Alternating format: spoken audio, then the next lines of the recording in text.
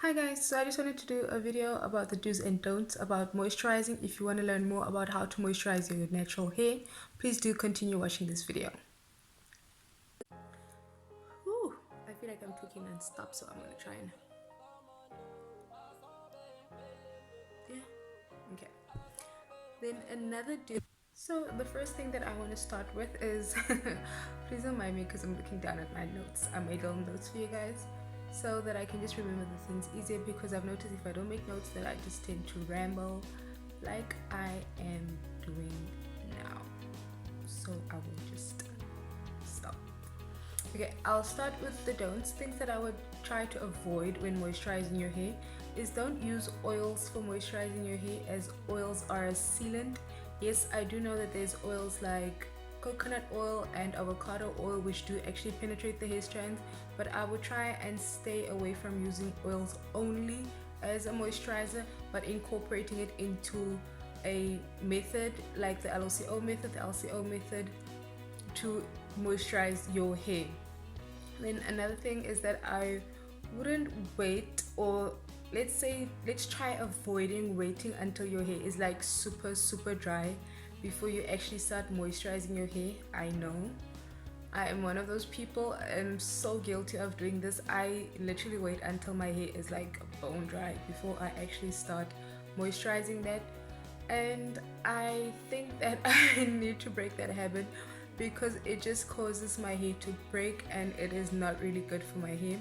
So let's try to avoid that from now on, guys, and let's just moisturize our hair as much as possible, but also not to over moisturize our hair, as that can also lead to damage. So let's get into a regime where we can find a balance as to we must moisturize our hair but not overly moisturize our hair, if that makes any sense.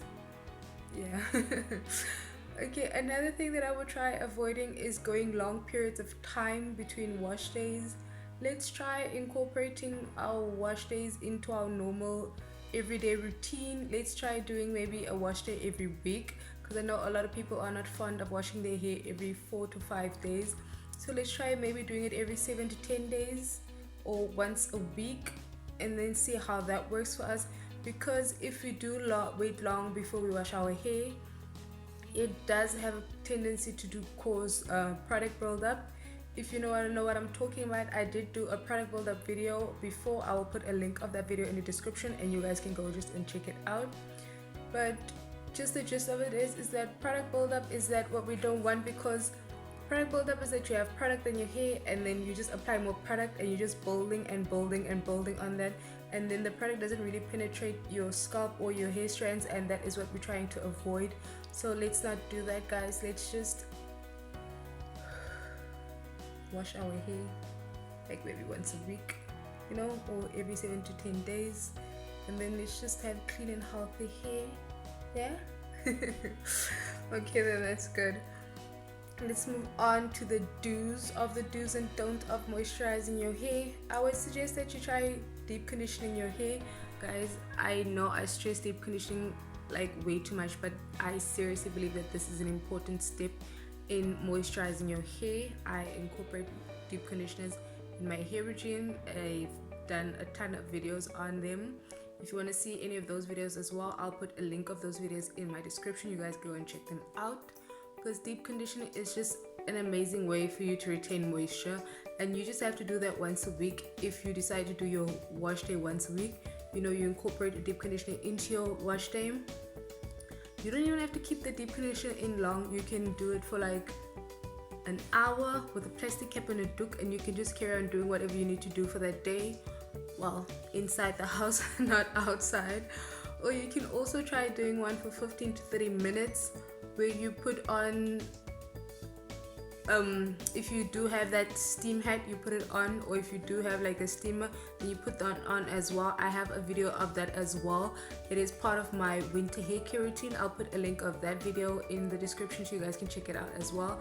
It is an amazing and efficient way for you to retain moisture, and that is all what we're about, especially now during the winter times where we need to protect our hair, because it's so easy in this weather for our hair to break down. Another thing that I would suggest is that when you're moisturizing your hair, a big do is for you to try the LOCO method, which I favor so much, or the LCO method or the LCO method, as that helps with sealing in the moisture. Yet again, you don't have to do this every single day. You can also just do it once a week when you are washing your hair. Incorporate it into your wash routine or in your hair regime, and then that will seal in the moisture for the next 2 to 3 days, and then afterwards you just spritz again a little bit of moisture and a little bit of liquid, whatever liquid you want or you prefer, and then some oils to seal in all of that moisture, and then you're good to go until your wash day. Guys, moisturizing your hair really doesn't have to be like a thing that is really, how can I put this? It doesn't really have to be something that is so super strenuous or so super bad. It's just something that we should try incorporating maybe in our morning routines or in our night routines. Just try and make it a day-to-day thing that you try and do, so that we can take care of our hair as well. Yeah, because I'm thinking we drink water every day for our bodies, so why not let us also water our hair and let it grow healthy and stronger? Let's think about that. Okay, I felt like I was just way too lectury over there, so I'm just gonna like try and tone it down.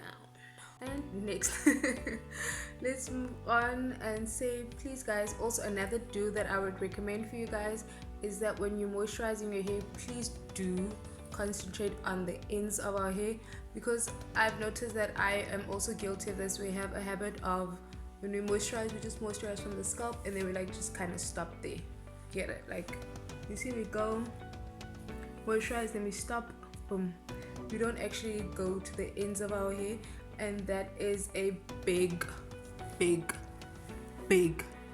problem. Like, seriously big problem, because the end is where the length retention is at. Because if we have dry ends, it can lose.